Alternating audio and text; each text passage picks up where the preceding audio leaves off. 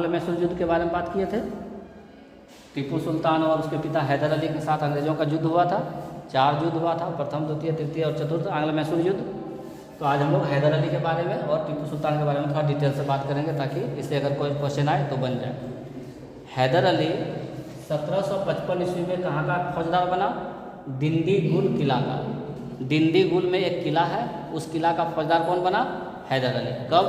1755 में। और 1761 ईस्वी में वो क्या बन जाता है? मैसूर का शासक। मैसूर का शासक। अंग्रेजों के साथ हैदर अली ने 2 युद्ध किया। कौन कौन सा? प्रथम आंग्ल मैसूर युद्ध और द्वितीय आंग्ल मैसूर युद्ध। प्रथम आंग्ल मैसूर युद्ध जो हुआ वो कब से कब तक हुआ? 1767 से 1769 ईस्वी के बीच, जिसमें हैदर अली विजयी हो गया था। हैदर अली विजयी हो गया था।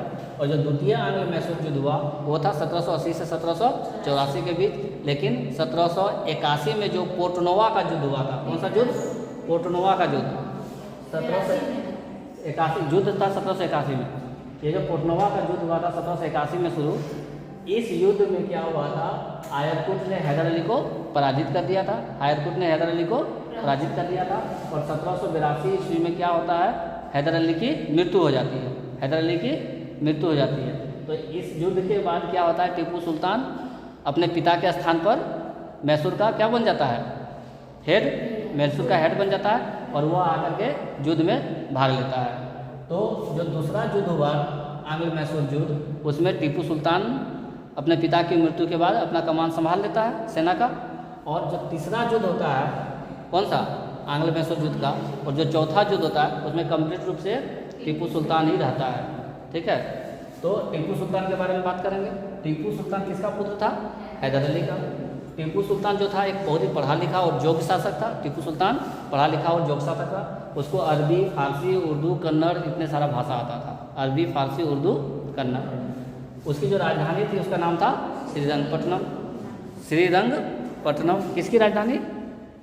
टीपू सुल्तान की राजधानी। और उसने नई मुद्रा, नया संवत यानी कैलेंडर और नई मापतोल की इकाई का भी प्रचलन करवाया।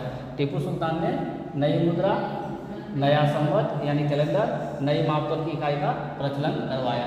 और जो श्रृंगेरी के जगत गुरु थे, श्रृंगेरी के जगत गुरु, क्या नाम था उनका? शंकराचार्य। उनके सम्मान में कई मंदिरों का पुनर्निर्माण करवाया। मंदिर बना हुआ था, उनका पुनर्निर्माण करवाया, रिकंस्ट्रक्शन करवाया उनका।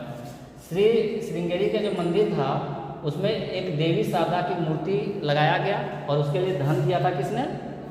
टीपू सुल्तान ने। श्रृंगेरी में एक मंदिर है, उसमें देवी शारदा की मूर्ति लगाने के लिए टीपू सुल्तान ने धन दिया